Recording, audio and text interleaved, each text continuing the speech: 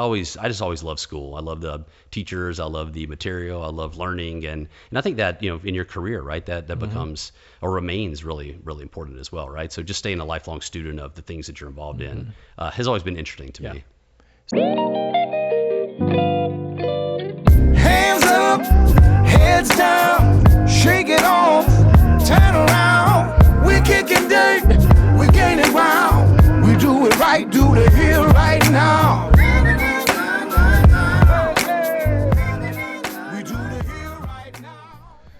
Shea Treadway, welcome to Super TRUEper. Glad to be here. Appreciate the invitation. It is really cool to have you in Guntersville, Alabama, although you have been here before. I have. And we're going to cover a lot of our past history together, the way our paths have crossed. But right now, let's just frame people. Right now, you are the Chief Revenue Officer at TriNet. Correct. And you've been in that position for about a year, just over a year now. Oh, wow, man. Time flies by. Flies. It seems like I was just visiting you in Denver. When you were with Principal. How long ago was that? 2 years ago? So that was about 2 years ago, I think. That was during the industry event down in Colorado Springs, maybe. Oh yeah, I saw you. Man. Okay. So I want to take people back. When is the first time we met? What year do you think we met for the very first time? So I started as a sales trainee with Unum in 2001, and I think by the end of 2002. I had taken over the Birmingham, Alabama territory, and so started making the weekly journey from Atlanta over to Birmingham to meet with broker partners. And I think one of my very first meetings, in Birmingham in those early days was actually coming to meet with you and your team right in Birmingham. Man, by the way, sometimes it seems like all roads in this industry lead back to Unum at some point. It is remarkable how their recruiting and training developed so many of our peers around the country.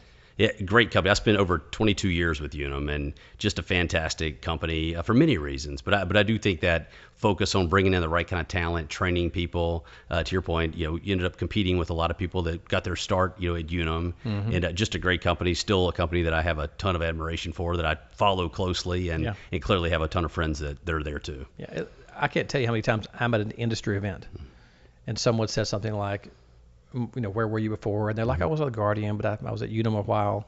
And then you play what years were you at Unum?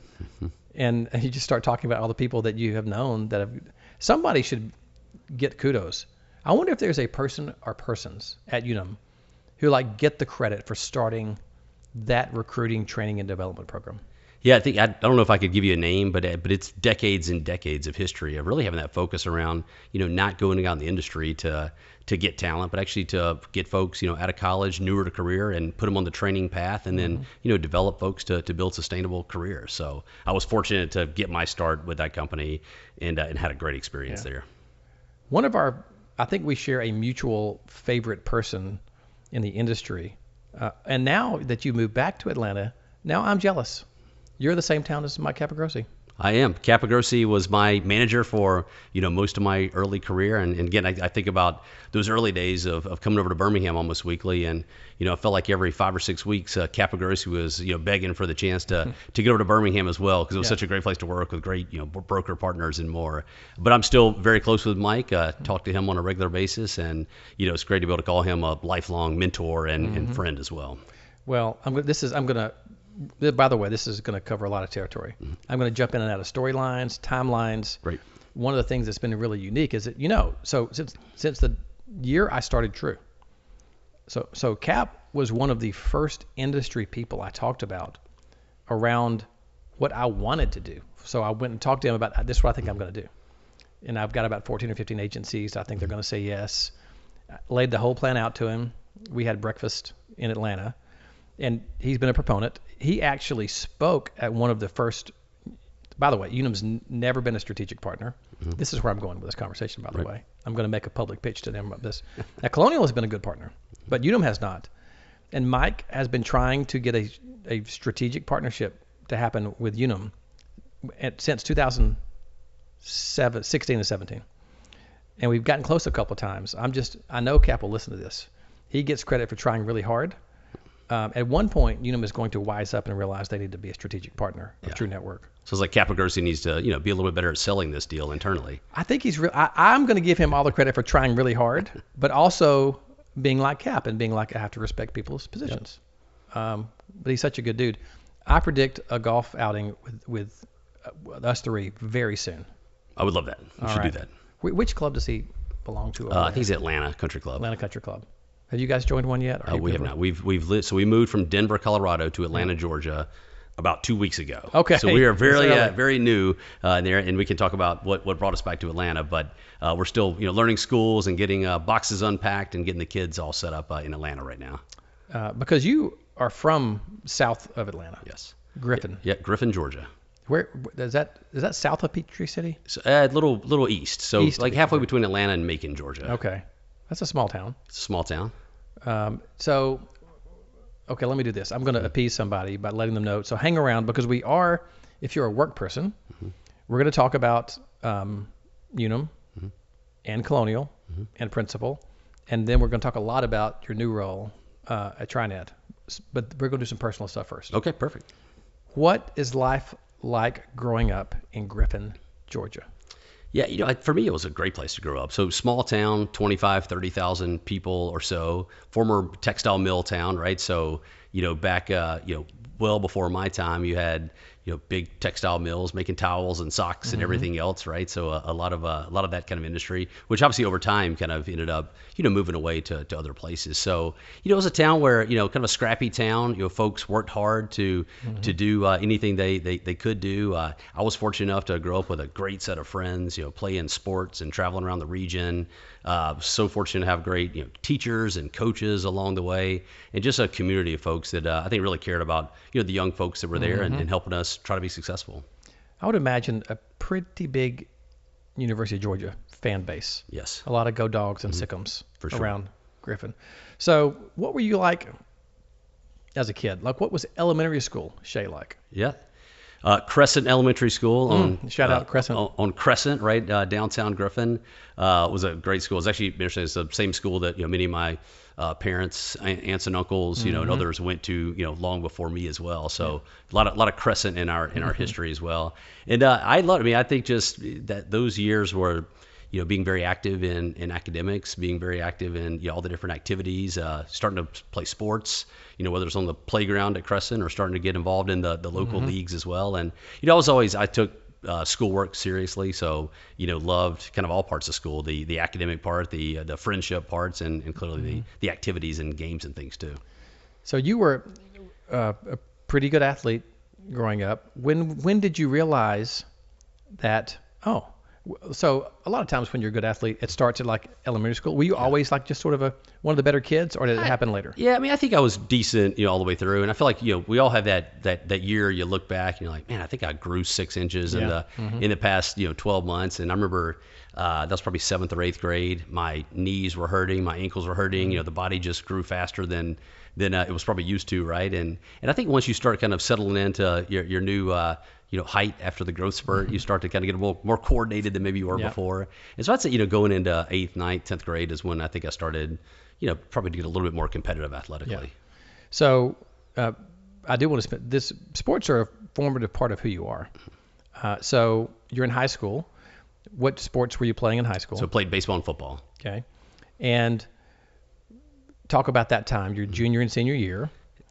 Did you enjoy one sport more than the other? Were they equal? Were you starting to get, where are you getting more sort of accolades? To talk about those, your junior, senior year. Well, first of all, I think you're being kind saying I got accolades. Okay. And so I loved them both. Like for me, if you look at the two sports, there was never anything quite as fun as a Friday night or Saturday morning football game. But I kind of also like the grind of the baseball season. So we get to play 30, 40 games. You play 3 or 4 a week. That kind of repetitive playing games I love. So I'd say like a season, baseball, amazing. If there's one game, that one kind of all the week's effort leading up to one game, on one day was pretty hard to beat. Talk about your college decision. What went into that? Well, let me just stop there. How did you end up where you ended up? Yeah, so I didn't really realize it was an opportunity until, I got to senior year and I started getting recruited by some of the Ivy League schools. And, for me, like growing up in a small town in Georgia, it's not like I had a lot of folks around me that had gone off to Ivy League schools. And so it always seemed like a far off kind of opportunity, and started getting recruited the end of junior year, early senior year to play football.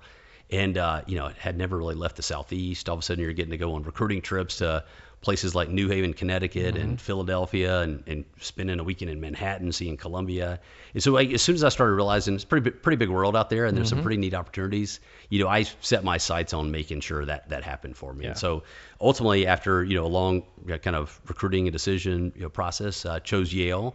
Got to go play football and baseball as well. So I got a chance to play 2 sports. Had some injury, kind of problems along the way that kind of, so that part didn't come through quite like you wanted to. But a great experience, where, got a great education, got to play sports longer than I probably deserved, and just met lifelong friends as well. Yeah. I'm always interested in what makes people tick, like what makes us who we are. Obviously, if you were being recruited by Ivy League schools, your academics were incredibly strong. Was that your mom? Was that just sort of you? Was it your mom plus you got a friend or two? Was it genetics? What do you think created that desire to be good academically for you? Yeah, I think first of all, I think just the environment you're in probably helps that a little bit, right? So I had, I had parents. My mom, was very supportive. I'd say never put pressure, on me to do extraordinary things, but hey, like you have responsibilities. We need to do the things that you're asked to do. You need to be organized. You need to get your work done. But I think most of the pressure came from inward for me. So it was, the pressure to even in middle school at Crescent Elementary, to make an A instead of a B was always like for some reason kind of embedded inside of me, and probably caused a little stress over time when it shouldn't have. Yeah. Growing up, but I just always loved school. I love the teachers. I love the material. I love learning, and I think that in your career, right, that becomes or remains really, really important as well, right? So just staying a lifelong student of the things that you're involved in has always been interesting to me. So your brother Cameron, 2 years younger? 2 years. 2 years. This is a question along those same lines. Was he the same? Was he as academically driven as you, or I think it's just interesting when you have 2 kids, same upbringing, and they're different. Yeah. Well, first of all, I'll only compliment my brother, in this setting, because he'll see this at some point, right? But I'd say, Cameron, it's interesting because I have 4 kids today, right? And you look at, if your 4 children, in my case with my mother and father having 2 children, but I look at my 4 kids and, they're all uniquely ours, right? They're our gene pool. They're all clearly related to me when you look at them, but they're 4 different personalities, right? And I love each of them kind of the same, right? Although my one daughter, compared to my 3 sons, she might advocate for her being the favorite. Right. But my brother and I, we just had he did great in school. He was a hard worker as well. But we had different interests along the way too. He played sports, but he was into some things I wasn't. I was into some things that he wasn't. But through all that, my brother Cameron, who and have known for a long time, is my best friend till today. Yeah. Through all those times growing up together. We're very lucky that we share that. My brother's my best friend too. Well, Val's also known as Miss Hot Dog around, so her nickname. So she always says, "I'm your best friend." And I'm like, "Yes, of course, darling." Aside from my wife, my brother's my best friend too. Right. I think that is really unique at some time. Like, let me find a place how to answer this. Well, one of the reasons to ask about your brother is that there's so many parents that listen to stuff, and I've always said that parenting is the hardest thing you'll ever do, only if you care about it. And I know you care deeply about it. I care deeply about it. And you look at your kids, your 4 kids, our 4 kids, and you're like, you just really want them to be happy. You really want them to be successful. You don't want them to suffer pain, which is one of the hardest things ever, especially as they get older. You have to let them fail and stuff. And so I'm always just curious around, sometimes we just are who we are. And we've got to grow into that and hopefully have good people around us that kind of shepherd us along the way. I would imagine your brother would say that Shea's been a good big brother influence on me my whole life. True? I would hope so. Yeah. And by the way, I should probably step back. Now you maybe look bad calling your wife your best friend.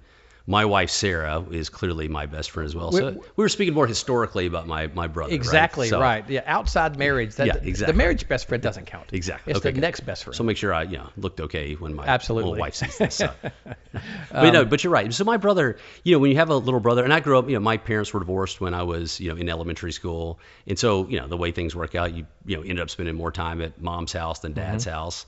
And so, probably saw a responsibility, with my little brother to do more than just be a, obnoxious big brother, right? Yeah. But to find ways to help bring him along.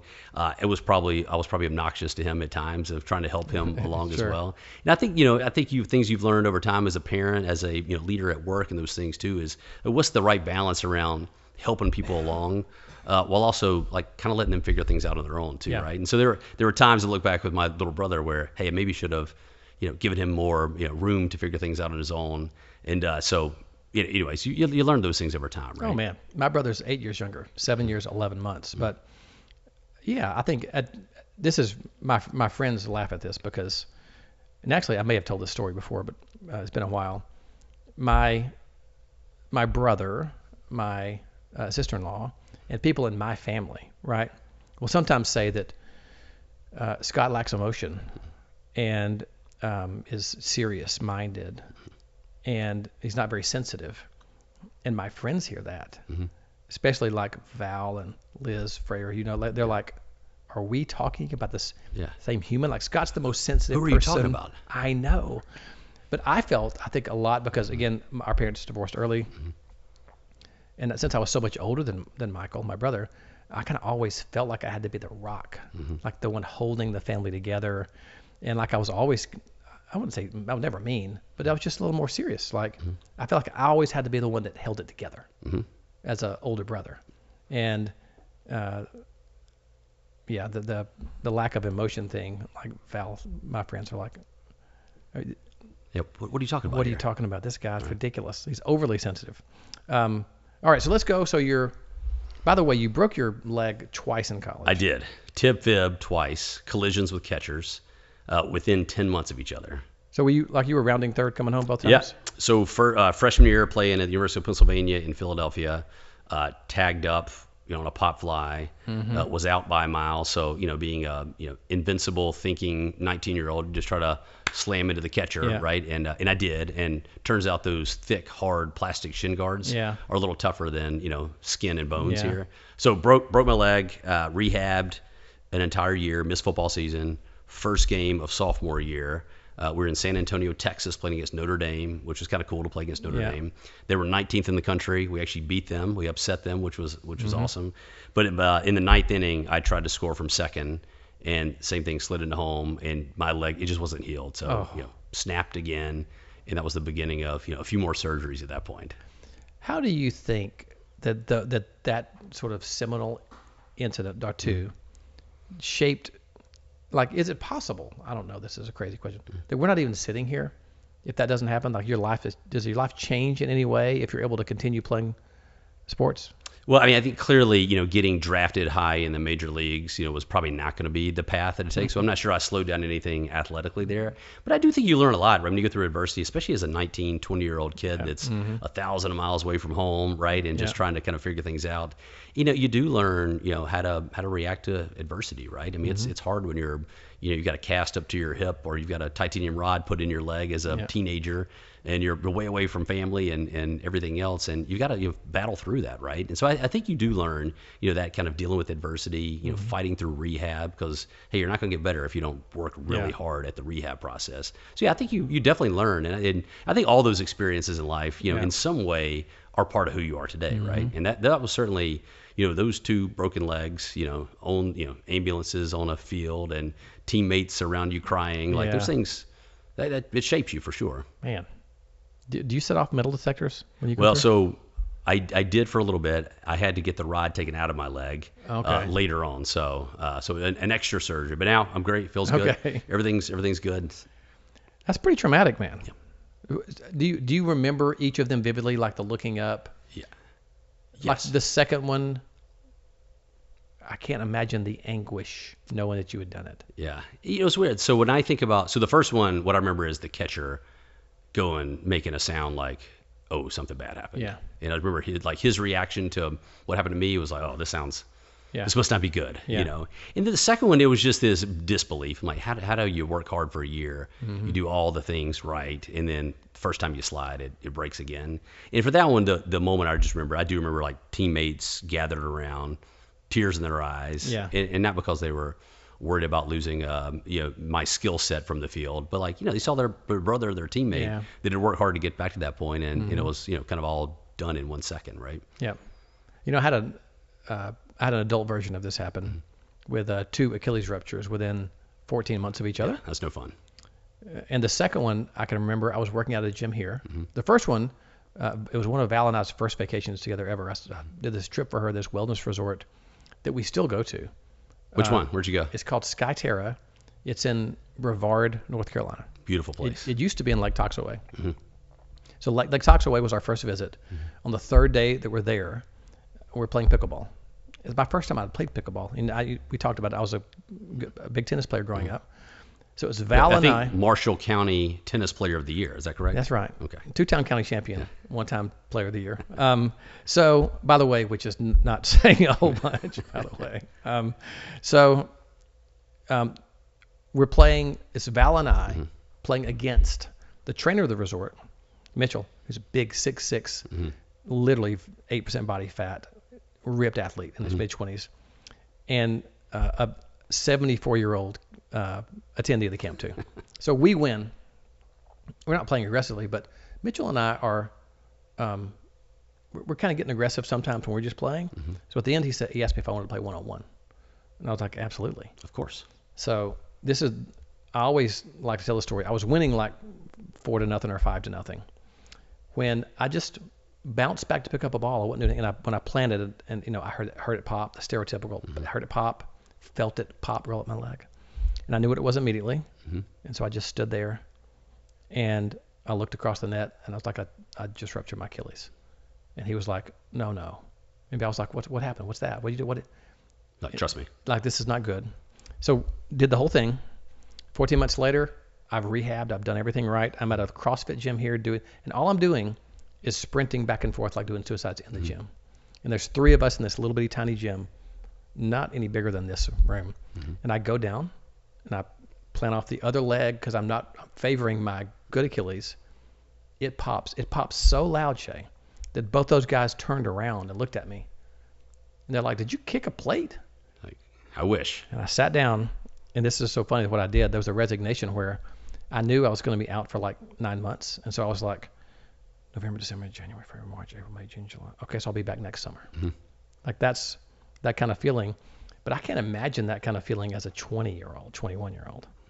Yes, it was. Actually, I remember I have a memory of being in the emergency room in Philadelphia, PA, and Mo Donahue, Maureen, was our trainer, and she was awesome. She was good to me through all the broken legs. And I'll never forget being in the emergency room in Philadelphia, and Mo saying, "Hey, we gotta let your mom know that something happened." I was like, "All right, but you can't call her. Right. She will panic." Right. So I remember it was like back in the days of the stretchy phone cords, like bringing a phone over to like the emergency room table. Wow. And calling, I was like, "Hey, Mom, I'm okay. I'm in the emergency room, but I did break my leg in 3 places." She's like, "I'll be there tomorrow," kind of deal. Man, so that shaped you. And then, so then you have 2 more years. Yep, 2 more years of school. And what did you major in? Poli-sci, political science major. Ever thought of a law school, or you just I thought about law school. I thought about politics. I did a summer internship when I was in school on Capitol Hill. Worked for a congressman, and so always had interest there. But pretty quickly realized that career-wise, that'd be a tough way to make a go at it. So we're going to get into some work years yet. But what was the find my first job process like? Yeah, I think like most folks in college, right? You talk to your buddies that have graduated ahead of you. I actually had a college teammate of mine, football teammate, Brian Bagola, worked for Unum in the Detroit, Michigan office, and he was 2 years ahead of us. And he came back to campus and was like, "Hey, you guys, as you're thinking about careers, if you're interested in financial services, insurance, you want to be in a sales role, I work for this great company called Unum." And so Unum was one of several companies that you start talking through, as you go through stories like that, right? And I was home for Christmas break over senior year and went and had lunch with Mike Capagrossi, who we talked about at the very beginning. And John Spillane and Ken Torbett, some of these folks that have made a huge impact on my life and career. Yeah. And Tim Kittredge, who you may know, was part of that crew as well. And so, so started talking to Unum, and pretty quickly it was like, hey, this is a really interesting business that, didn't know existed, right? The employee benefits, kind of a world. These are amazing people that I'd get a chance to learn from and work with every day. And so, pretty quickly narrowed in on this is what I want to do. And so I had a chance to, move from New Haven, Connecticut back to the home territory in Atlanta and get my career started with Unum. And what year was that? So that was, I graduated college. So I graduated May of 2001. And then first day with Unum was June of 2001. Wow. So moving into it, I think we're just going to dwell on your trauma right now. Yeah. So 2001, I believe, is the year when you were diagnosed with cancer. That's true. What month were you diagnosed? So it was December of 2001. So I'd worked for 6 months or so, and guy diagnosed with cancer. And for me, I'm 22 years old at the time. I'm like, wait a minute. Like, I broke my leg freshman year of college. I broke it again sophomore year. I had to have surgery my senior year to get the metal taken out of my leg. And then right after graduation, when I'm starting my job, you get diagnosed with cancer. So there's a little bit like, man, what the heck's going on around here? It's a lot to kind of deal with, right, in a 4-year period as a teenager and early 20s person. We're gonna pick that back up, but that makes me think of something. I was talking about parenting earlier, and one of the things that this was a quote. I don't know where it came from, but someone said the hardest thing that you've ever gone through is the hardest thing that you've ever gone through. So the analogy was like, let's say you were I always use a girl example on this. I usually use a girl who, like, her worst thing she happened to was her senior year. She didn't make the cheerleading squad. But let's say it's a traumatic boy. If the worst thing that happened to him, he tried out for baseball as senior, he didn't make the team. That's the worst thing that's ever happened to them. Like, that's it. That's the bar. So then it becomes impossible then almost to live a life because your expectations are so whack. Right. You almost had the reverse happen. You had an unbelievable amount of adversity over a 5-year span. Like, that really has, that played a big role in who you are. Yeah, it did. But although I do want to be, careful to talk about adversity. I mean, clearly those are trouble. Breaking your leg is tough, right? But also recognize that, like, my level of adversity was, I have a family that loves me. I'm not worried about, eating, where my next meal is going to come from. I'm getting to go to school in a place where I'm getting a great education. So, like, there was some adversity there, but also you kind of have to take a step back and say, there are a lot of people that are going through things that are way more difficult than anything I'd gone through at that point. Have you been reading do you know how often I say that? Oh, no. That is crazy. Britt, producer extraordinaire back there, has heard me say that a bunch of times, because I took you on a little tour, like around, showed you where I grew up. Yeah. It's obviously the little trailer down there is, like, I've had someone cry when they saw that trailer before. But I've always said the same thing. I'm like, look, I had people that loved me. I wasn't worried about where meals came from. Yeah. But let me just say, there's also sort of this, you did have really traumatic breaks in your leg. And in 2001, a cancer diagnosis is different than a cancer diagnosis today. Correct. I would imagine it's even scarier back then. Yeah. Like, I mean, can you even get back into your mind sort of like the 3 or 4 weeks after you were diagnosed, what you were thinking? Yeah, and it's actually one thing I'm really happy I did is I kept a journal during those times, because I remember going through, like, again, you're young, you get diagnosed with cancer, like, what does this mean for my life? There's a lot of things going on, right? And I was like, I never want to forget what's going through my head right now. And so, I kept actually a journal during that time period. And from time to time, we'll go back and read through my notes, just to kind of like put myself back in the, hey, remember what you were thinking was really important when you were going through this really tough time in life. And I found that to be a neat way to kind of go back and check on yourself. The thing with cancer is, like, it's, there's a bunch of different versions, right? And, some of them are really, really bad, and some of them are, pretty curable. And I was fortunate, to be, in the camp of something that was curable, right? And I'll never forget when I went to Dr. Einhorn. I'll talk to you about Dr. Einhorn if you want to in a minute, at Indiana University in a minute. But I went with him with my mother and father in the room with me. And I remember him coming in, 65, 70-year-old, professional who invented the chemotherapy cure for the cancer. And he came in the room, he goes, something else is going to kill you. Oh. We're going to fix this, and then you're going to go live a life. I was like, okay. Tell me what to do. Just tell me what to do, and we'll do it, right? And so when I was going through that in 2001, if you remember, that was actually the time where Lance Armstrong's story was, I think he had just won his second or third Tour de France. He was obviously just huge. He had overcome cancer, had been through, and he had bad. I mean, his spread to his lungs, to his brain. He went through a ton of treatment and surgeries to get back, and then all of a sudden was the greatest cyclist in the world. And people have varying degrees of respect or understanding of Lance Armstrong, but you can't argue with, like, that guy was focused on doing what he wanted to do. He would bust his tail to make it happen. And I remember it in his book. If you haven't read it, It's Not About the Bike. Yep, is his book, and he has a line in there that says, like, the thing about cancer is it makes you better. If you think about handling it the right way. And for me, like, I wouldn't wish cancer on anybody, in my life or not in my life. But also wouldn't trade having gone through it for anything in the world either, because of the perspective that it gave me and the things I learned through that process. Yeah. We had Lance Armstrong speak a couple of years ago at a True event, and we shared some funny stories about that. But one of the things that, when I was preparing for that interview with him, I was not super interested in sort of the doping and the steroid thing. Like, that's all been hashed out and played out. He did it. He admitted to doing it. Paid the price. Yeah. 90% of the, like, everybody was doing it at that time. And he was certainly would do things differently with sort of the arrogance and some other things. But I was more interested in what creates the mindset of someone to be the best in the world at something, not the second or the fourth or the 104th. If you're the 200th best anything in the world, you're pretty amazing. He decided he was going to be the best at something.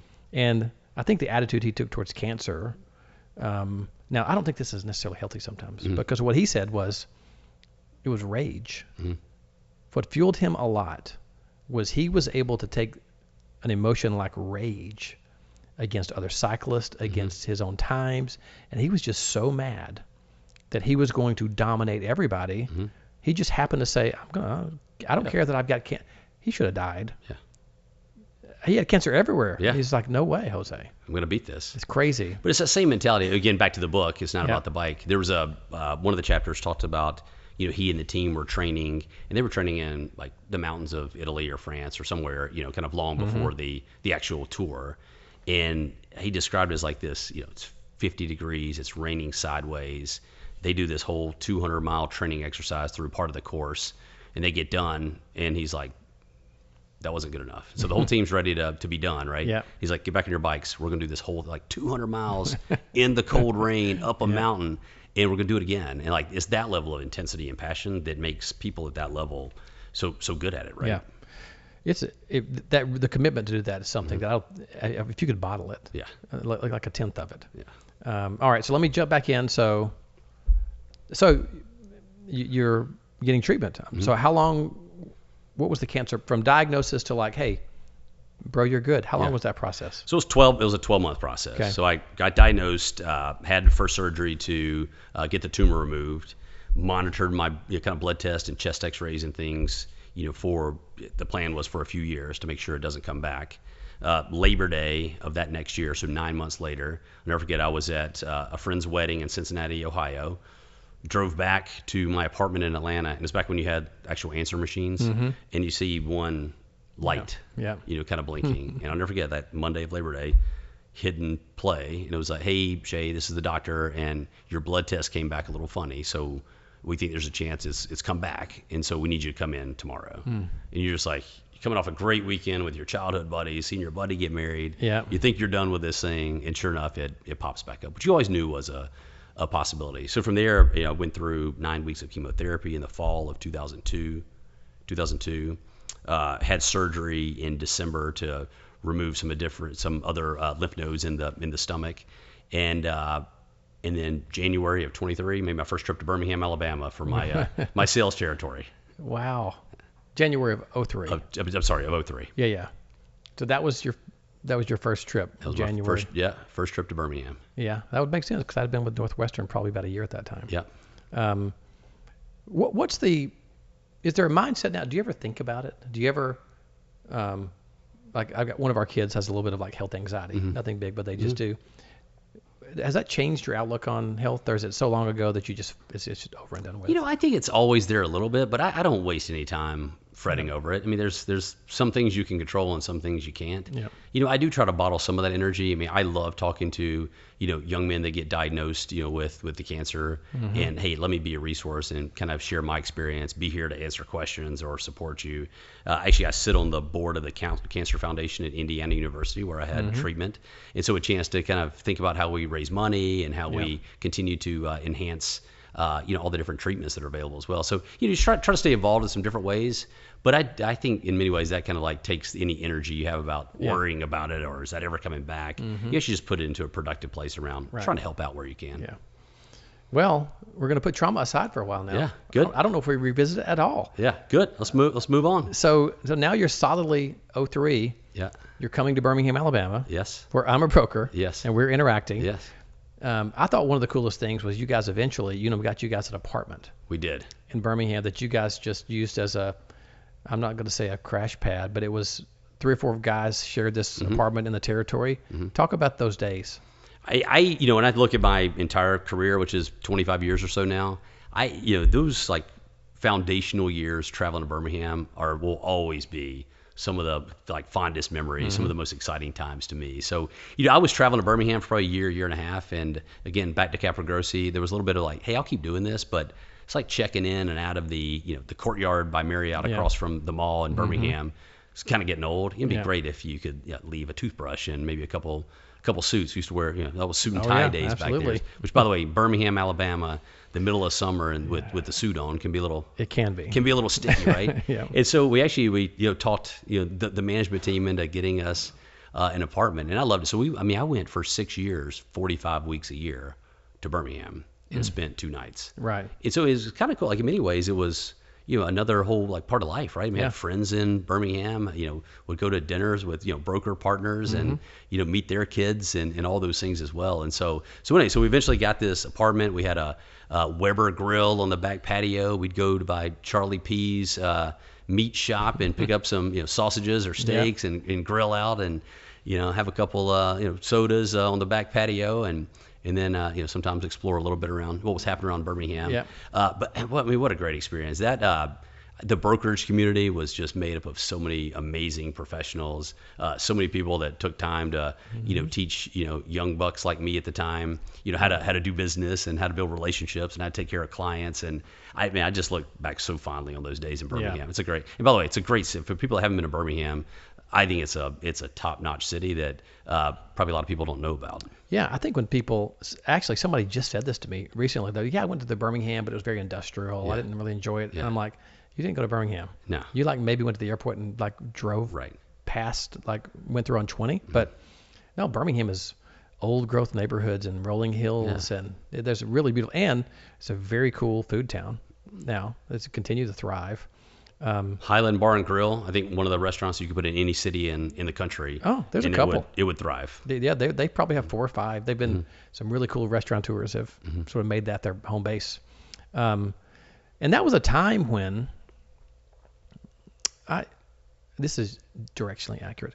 That was a time when worksite was really taken off, and enrollment firms all of a sudden became there were a handful of national enrollment firms in the country, and then all of a sudden these smaller entrepreneurs started figuring out, wait, I can launch an enrollment firm.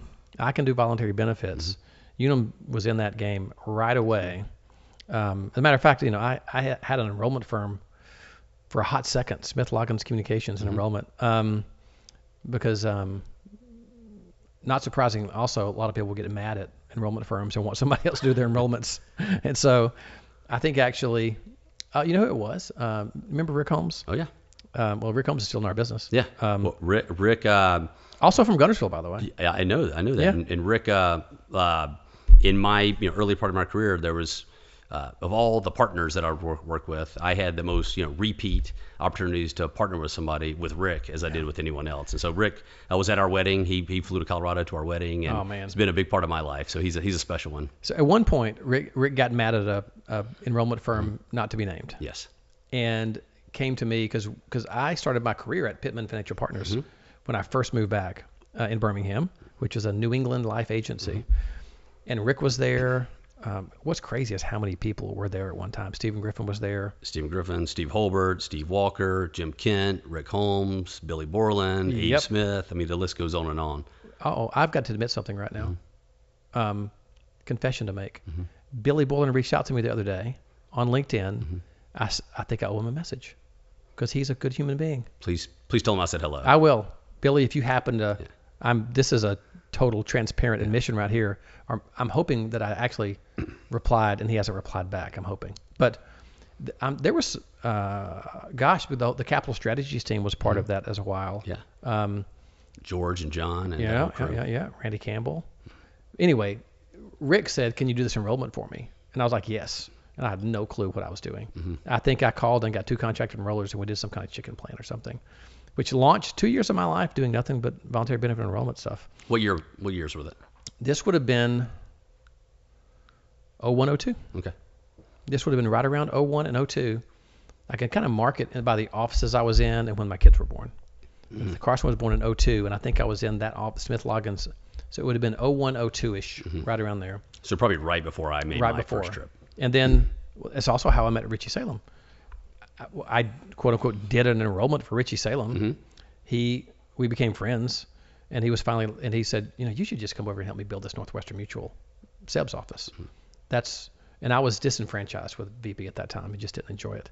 And I had a business partner that was going through personal stuff that was, and you know what else is a hallmark of my career? I can look back and go, man, I was immature in the way I handled that. Like I could have handled that so much better. But anyway, things happen for a reason maybe. So then I joined Richie in 02, I think, which is then when we met in 03. As usual, I made one comment. What I was going to say is Unum's VB practice was taking off. Their traditional group side was very strong. And it created a really cool opportunity for you guys as well, because there was a bunch of reps running around. There was a traditional group rep, then there were VB reps, then they started a large group VB practice. That was just it seemed like that would have been an exciting time to be at Unum. It really was. And that enrollment firm business is actually how I ended up in Birmingham. And so there were folks there, Stephen Griffin built a huge business. Daryl and Rick had worksite benefit services. Business partners of mine today. Yeah, great, great guys. And the Unum rep in Alabama was Bayless Waddell. Oh, and so, of course it was Bayless. Yeah, and so Bayless and Bart Yancey decided to start an enrollment firm through the Capital Strategies Group. Yeah. And so Bayless left Unum to start that deal, their business. So I actually got the good fortune of taking over for Bayless in the territory, and then obviously calling on those guys as well as a partner as well. So that enrollment firm business was part of the reason I actually ended up in the state of Alabama. And what was cool about it is, so I moved to Alabama as a group rep. So I was working with all the group products. And then slowly, there's other turnover, people leave, go somewhere else. And, our VB rep left. I was like, hey, I'm driving over there every week. Yeah. Why don't I just take that on as well? So we get to learn the VB business, on a regular basis. And then we had a little bit of kind of movement with the executive disability, lines, part of the portfolio. So hey, why don't I just take a few brokers that I'm working with, and I can distribute that as well. And so I just got the good fortune during those time periods to learn the group business, got to learn the VB business, got to learn the IDI business, which really helped me down the road. As all of a sudden you're a leader, a manager, and you have to manage people that are in each of those businesses. I'm glad you brought up Bayless because I had forgotten he was your predecessor. One of the things that, and a great guy, and when he and Bart started Enrollment Advisors, was about the time I was transitioning out. And I remember that I brought them back in on a case, a really, really big opportunity. It really helped my career. And we sold it. And I remember watching their presentation thinking, well, it's a good thing I got out of this business because I was not going to compete well with those guys. Because when they launched Enrollment Advisors at that moment in time, it was really slick. They were doing really, really good work, or either they just sold it really well, maybe a little bit of both. No, they were good. I'm sure you would have done just fine as well, but no, those guys did a great job. Well, their marketing stuff, everything was so good. I could sell alongside anybody, I think, but they elevated that communication story. For sure. Wow. I'm glad you brought Bayless up. So Bayless got out of the business quite a while ago, and started some other businesses. What is Bart doing? Do you know? I'm not even sure. I mean, I think he's still in the business. talk about someone who struggles being a college quarterback, handsome guy, Yeah. successful. Sanford, quarterback. Yeah. I remember early, like one of the first times I met Bart, learned that he played quarterback at Sanford right around the same time as Steve McNair Right. was at Alcorn State. Yeah. And so they played each other. And I just remember a story like, he's like, you want to feel inadequate? Go play against Steve Air McNair, and that'll tell you how you really stack up. Man, I feel incredibly fortunate to have so many good people that have gone through my life, including you. I mean, that's just been amazing. All right, so how many years? What's your next role or two after when you take on sort of all these roles? You're doing group and executive disability and VB. What's next for you? So I'll give you the short story. So I started a westward trek from there. So 2007, 2008 or so, I got engaged. Unum has an amazing leadership development program, one that I try to emulate to this day. They do such a nice job with it. And so I had a chance to go through that program, which is kind of like the precursor to getting a leadership job. And I'll never forget in early 2008, had the chance to be asked if I'd move to Denver, Colorado. For my first leadership job. So moved out to Denver, got to live in the Rocky Mountain region, led our teams that were focused on Wyoming, Utah, and Colorado. It was a great experience, rookie leader, making all kind of mistakes, learning along the way, but I had a chance to just work with some great people, both in my office, but also across those 3 states as well, which you know well, those states personally as well. And it was great experience. So did that for about 3 years. By the way, met my future wife, my current wife, Sarah, during that time period as well. And so a great experience, for the two of us, to meet, build a relationship. And we were about 9 years into our 9 months into our dating time period. And I get the call to move to San Francisco. And so moved out, we dated long distance, got engaged, got married, but spent about 4 years in the Bay Area, which is essentially the same job as the Denver one, just in a bigger market, bigger block of business, bigger footprint. Did that for about 4 years. We moved back to Denver right before our first of 4 children was born, right as I moved into a regional role. So I led the central part of the country for Unum for about 5 years, all from Denver. And then I spent a couple years building out the small business unit for Unum, and then I spent about a year in the Colonial Life business, so commuting to Columbia, South Carolina, working with Tim Arnold, who's a wonderful leader and a good friend as well. So that was my Unum time period. Did that for about I think 22, 23 years. From start to finish, great. And it could have easily retired from Unum. It's a great company. It's anybody that has a good fortune to work for Unum is very, very fortunate. But I had a chance. So from there, I had a chance to go to Principal Financial Group, where I spent a couple years, got to lead distribution, not just in the benefit business, but for me, it was a chance to learn some new businesses. And so, as you know, Principal, just a huge insurance company, but also a huge player in the retirement business, an international asset management firm. And so just the exposure I got to different businesses during those couple years was really incredible. I had a great experience there. And then, leadership-wise, got a chance to work across things like deferred comp and executive life insurance, our broker-dealer. We had a financial advisor kind of network as well. So really stretched to learn some new businesses with some incredible people there as well. And I would say the same thing about Principal. I mean, just a fantastic company, great leadership, great history with that company. And I could have stayed there, for forever as well, which is a wonderful company. But about a year ago now, got a call. So Mike Simons, who worked at Unum forever, took over as CEO at TriNet. So got a chance to, kind of team up with Mike and some other folks in this PEO space, which has been a really incredible learning experience as well. And so going on just over a year now with TriNet. So there's a quick run through the years and the cities and the companies. I'm going to bounce around to that a little bit. Yeah. One of the things that has been fortunate for me is that we really reconnected that 1 year you were with Colonial, because I was fortunate enough we've had a really strong relationship with Colonial. And I think the world of Tim and Rob and Nina, and I'm going to stop Marty. I don't want to. I'm going to forget people, so I'm not going to name any. But those are all incredible. A wonderful, and boy, they sure loved you. I mean, they really, really loved you. They were being nice, I'm sure, but they're incredible people. They really do. But we reconnected there, and then for me, I think I was fortunate. Then when you went to Principal, which was another really strong True Network relationship. I was like, oh, this is cool. Mm-hmm. Yeah. And now the TriNet thing is we've got a really strong partnership. Well, it's even stronger now, but it's been really cool that, I don't know, maybe you could say that there's a purpose in life, but to have you be at places where we've had strong relationships has been cool for us to rekindle a very old relationship. For sure.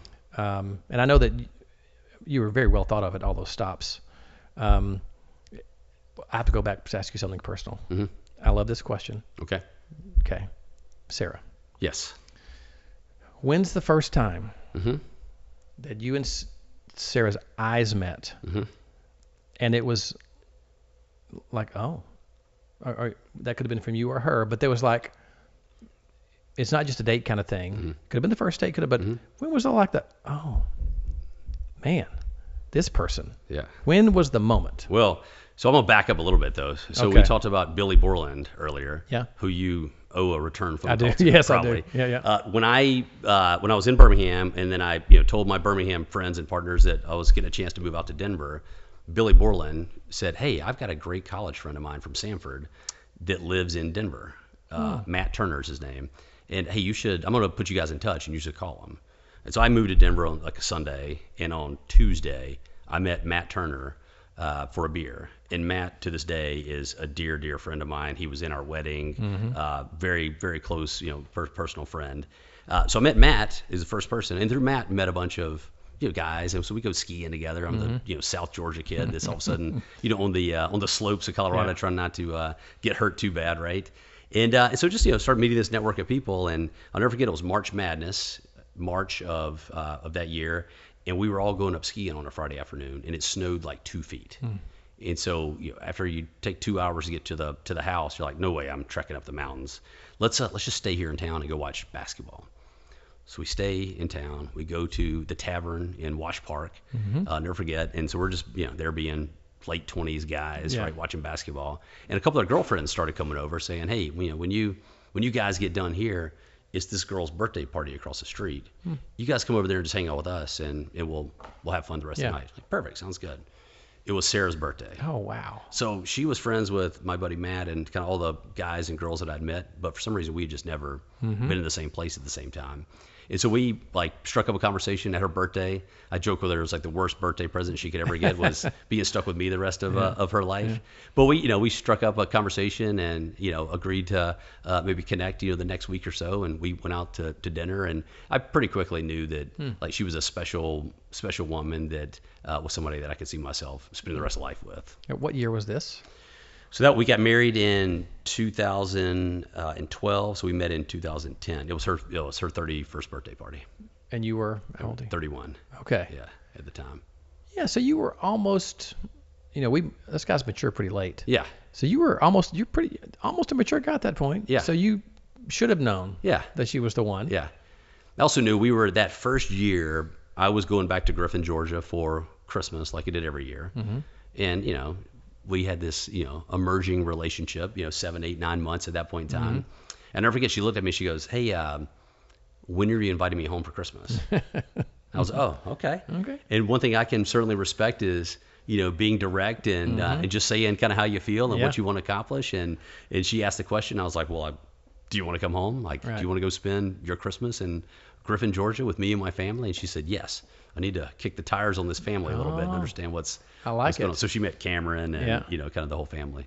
Man, that is like, is she a Denver native? Did she grow up in Denver? She is. Born in Iowa.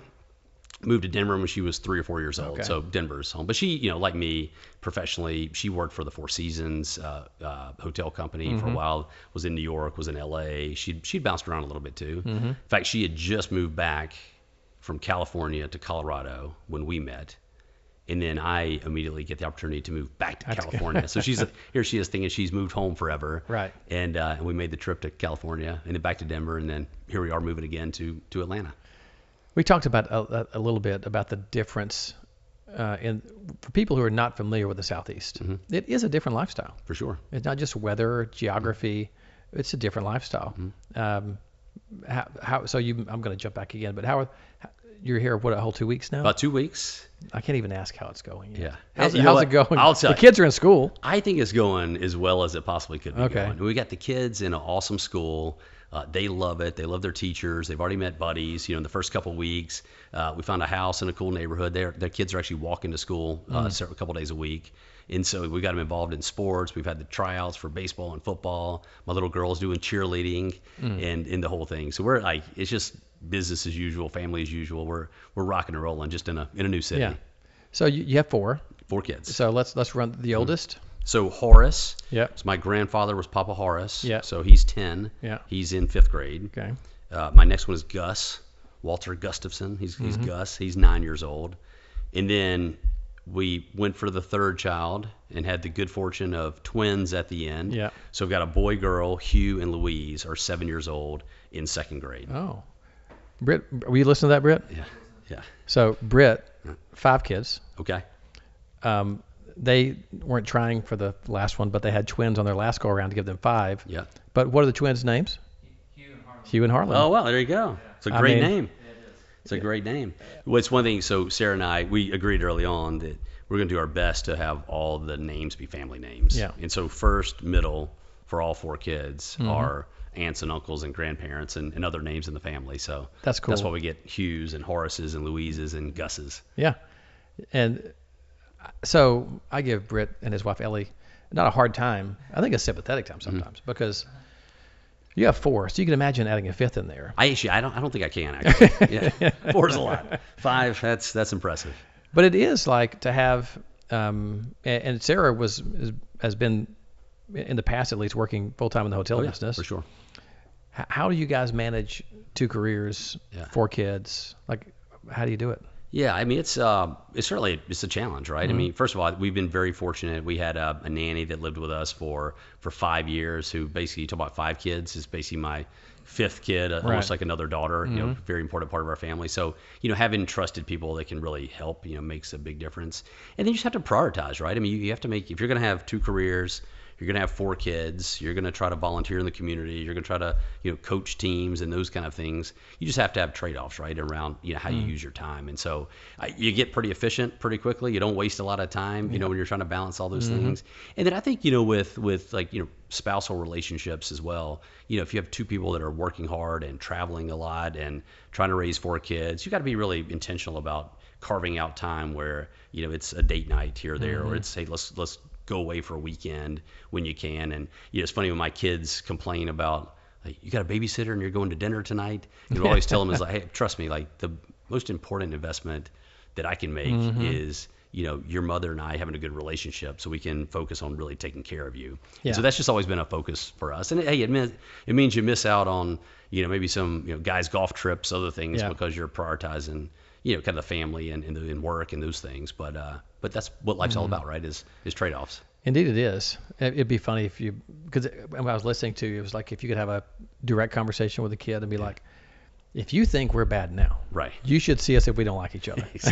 Exactly. That's good that you guys will still take time with each other. Very fortunate there. All right, let's talk about the current day. So you're a little over a year into the TriNet. Yes. It's a big role that you have now because we were talking earlier, and your title is Chief Revenue Officer, but you have a fair amount of the functions that really report up to you, which are like sales, retention, marketing. Yeah. Did I leave anything out there? Yeah, we've got operational teams that do great work, enablement teams, some different product lines that we're focused on as well. So I'm so fortunate to have a great leadership team. We all work really closely together. I actually have the whole team flying into Atlanta this week for a couple of days of off-site meetings where we'll spend time together talking about our business plans, talking about how we can support each other. We're going to sneak out to a Braves game on Wednesday night as well for a little team bonding too. Nice. But I just have a wonderful leadership team that works hard every day to make sure our team can be successful. Yeah. Leadership.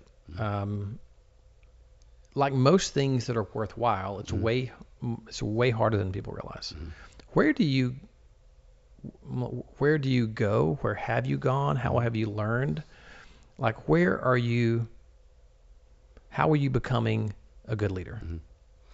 I think the first thing is I have been so fortunate in my career to work for so many incredible leaders. Mm-hmm. And, there's so many people that don't get that opportunity in their careers. And I've had it, a dozen times where I've had wonderful leaders to work there. And we've named some of the names, right? Yeah. With Tim Arnold and Mike Capagrossi and some other names as well.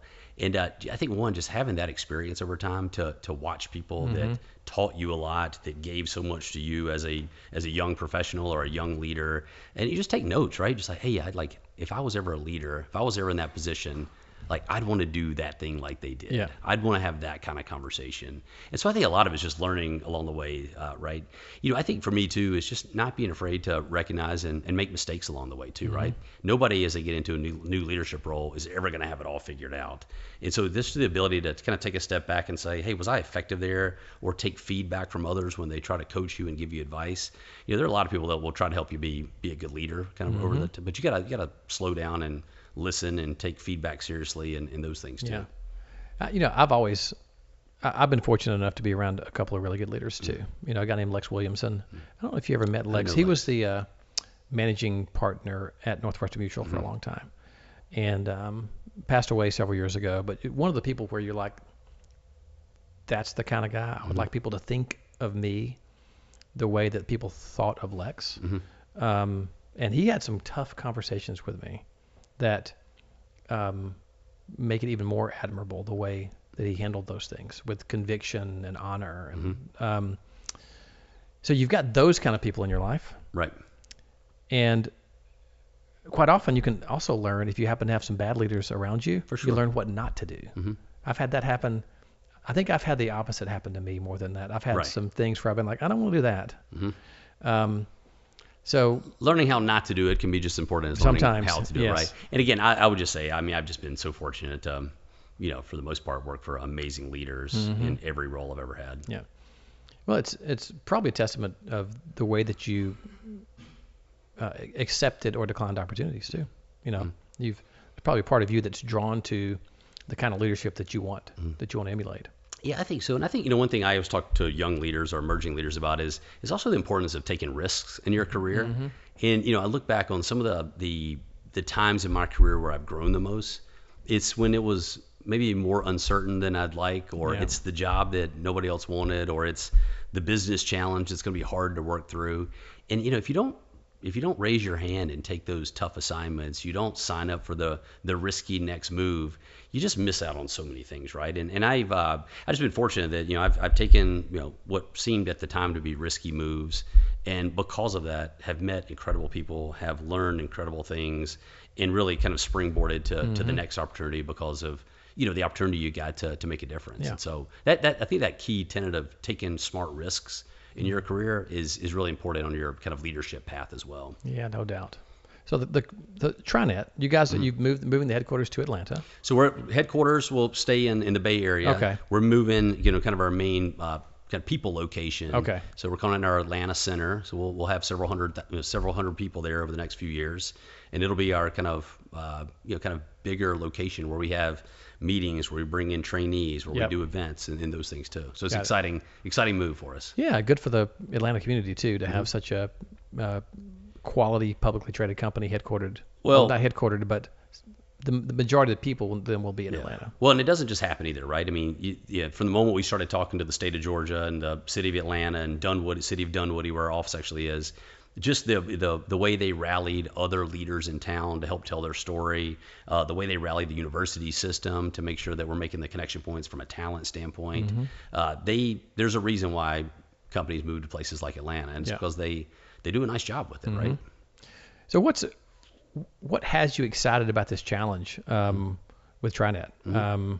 Like in the moment, what's got you jazzed up? What gets the juices flowing? Yeah, so at the core, what TriNet is we're PEO, we're a professional employer organization. And what that means is we work with small and medium-sized businesses all over the country who maybe, have a great product, they have a great service they sell, but they have to spend a little bit too much time on HR, right? So how do I shop for health insurance? How do I get a 401k plan set up? How do I enroll? How do I set up a payroll system? How do I deal with HR compliance?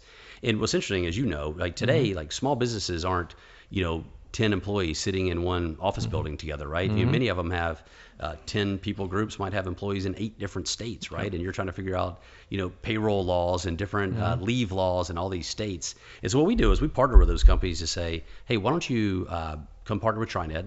Let us take all that stuff off your plate for you through our partnership, and then you go do the really important work of running and building your business. And I love that. I mean, most of my career has been spent around, you know, in some way, shape, or form working with small businesses. Yeah. And, you know, from a PEO standpoint, I had a chance, you know, early in my career, even in Birmingham, right, to partner with some local PEOs, you kind of understand what they do a little bit.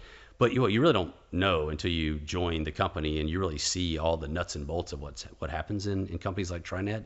And it's incredible. I mean, just the scale and breadth of things that we do for those small and medium-sized businesses is pretty incredible. And so, you know, for us, it's a story of growth. Like, we want to grow the business, right? And you grow the business by you add high-quality clients, you keep as many as possible, and you run the business the right way. And so I think we're operating at a time where small businesses need more and more support from, you know, companies like ours. And if we can be effective at saying how we can help those folks and help them on their journey, there's no way we won't grow the business. Yeah. So excited about that. Well, there's two things here. Anytime things become more complicated for an employer, unfortunately, it benefits those people who can help them navigate that. That's been true for what used to be my core business, being an employee benefit broker or consultant. Every time new legislation is passed, it's a burden on employers and they need some help. Right. That is a very strong value proposition for a PEO because things continue to get more complicated. I mean, really complicated. And I'm not selling this any. I'm just saying, for a small business out there, 4, 5, 6, 8, 12, 22, 35, 45 people, whatever. It is hard to manage all of the things that you have to manage when you might be saying, I just want to cut grass and be a landscape company. Right. I need to be able to go sell get some new clients. I've got to manage. I've got to hire new people. Y'all handle that for me. It's an incredibly good value proposition. I've always admired it. And what's interesting to me now is, for a long time, employee benefit brokers were very averse. It was like, oh, that's the competition. PEOs they're mean, they're evil, they're taking our business.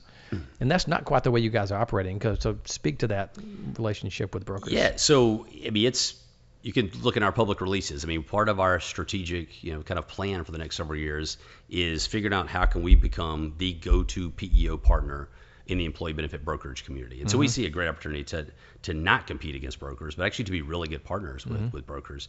And hey, there's a lot of reasons why, right? I mean, brokers are trying to figure out ways to most effectively manage their small case blocks of business, right? We think we have a great solution for a subset of those clients who are looking for an all-in-one set of solutions. We actually need help from brokers. So there's many times when, you know, we have a prospect that for whatever reason is not a good fit for our master health insurance plan, for example. Well, we can just go back to one of our broker partners and say, hey, can you help us find the right health insurance fit for this client too? So it's very much a unique kind of two-way relationship we can have with brokers, and especially coming from the carrier side of the business that I, you know, worked on for most of my career. Right, there's a lot of, you know, trying to, you know, get the Scott Smiths of the world to recommend your company to your clients, and, you know, hopefully you trust us to do a good job and we're going to take care of you and all those things. But ultimately, it's a bit of a one-way, you know, kind of business flow relationship, right? Where in this PEO structure, we do have a chance to actually kind of work back and forth from a lead sharing and a partnership standpoint, which to me is a pretty cool part of the story. Yeah, it is cool. And one of the things I've always there's a couple of themes, Shea, that keep coming back in my life. One of them is how important listening is. And so when you talked about an employee benefit broker, they would rather be called a consultant. Those people who really are consulting. For sure. If you are really a consultant, you're a really good listener. And if you're a good listener, you should be able to help a company diagnose what the problems are. And then once you diagnose, you can recommend something to help them whatever that problem is. And many times for an employee benefit consultant, the right recommendation is like, hey, I think you guys would be a great candidate for PEO. And there are a lot of brokers who just will never make that leap. And it's like they're not being a good consultant because they're not recommending what is actually best for that client. And so I think that's where we're moving into a position, especially as we move. You know, a lot of this is built around trust, right? And so for TruNet or whoever else, when we're saying, hey, we're going to partner with sort of a singular PEO option right now, you need to be able to trust that PEO option. That comes with leadership, because you can't trust people without trusting the people that are running it. So I think this is me being selfish right now, but I think most of the people that listen to this are probably either going to be related to True in some way or you in some way. But I am excited because we get to have sort of a trusting relationship for these consultants to say, hey, yeah, I've got a great option for you. And by the way, they could still make revenue off of it and have a good client and sing Kumbaya together and hold hands. Yeah. Well, I mean, and kudos to our team at TriNet as well. So the partnership between True and TriNet precedes me being with the company. So, really appreciate the fact that the teams have worked really hard together to try to figure out, hey, where's there a good fit for our set of solutions, in the customer base with all your wonderful firms across the country. And so, now that I'm here, just be able to hopefully add just a little bit of wind to the sails in that relationship, from a trust and a long-term, kind of partnership standpoint. I think the sky's the limit for our teams working together. I think so too. And by the way, Rachel and Julianne, who have, when you talked about TriNet's had a long-term relationship, have been two of the better representatives of a company that I could possibly highlight. They're at every meeting. They are incredibly professional, which, by the way, is not always the case when you go to events all the time. And they're engaged. They're like on the front row. They're just great partners. So they're a great representation of your company. And if I didn't give them a shout out, I would. First of all, they might get mad at me. Second of all, I should give them a shout out for the great job they've done. That's great. Well, I know they are super passionate about the relationship. So my first day with the company last summer was our big sales kickoff meeting. So here I am showing up day one as the new revenue leader, not knowing much at all about the company or the business. And actually, I remember the two of them coming up to me pretty quickly saying, hey, we want to tell you about this awesome partnership we have with True. And we think a couple of people over there as well. And so we're just so excited to continue the partnership, to grow the business together. And hey, anything you do to help, please let us know. Well, that's cool. It's good to see good people do well. All right, so you're actually going to drive back home tonight. Yep. It's about a 3-hour drive, probably in traffic. What's the next couple of weeks? Are you traveling? Are you at home? What are you doing the next couple of weeks? Yeah, so my schedule is usually at home a couple of weeks during the month, and then traveling a couple of weeks as well. We've got a lot coming up the next few weeks. We're back in our California headquarters next week, so having some different meetings together. I'm actually flying into Sacramento on the way to San Francisco to see a long-term client of ours, to try to say hello and spend some time. It's always fun to be out with clients and with our partners and all. We can get in our different job titles, right, as we kind of move throughout our careers, you can get farther and farther away from customers and partners. And for me, it's like, how do we make sure we create as many opportunities as possible to spend time with people that use our system, that kind of work with us and all those things. So we're going to do that. We have a board meeting coming up as well. And so board meetings, as you know, are great opportunities to get outside experts that have been really successful in their businesses, ask tough questions, hold us accountable for our actions, provide ideas and insights around how we can get better. So that's coming up in a couple weeks as well.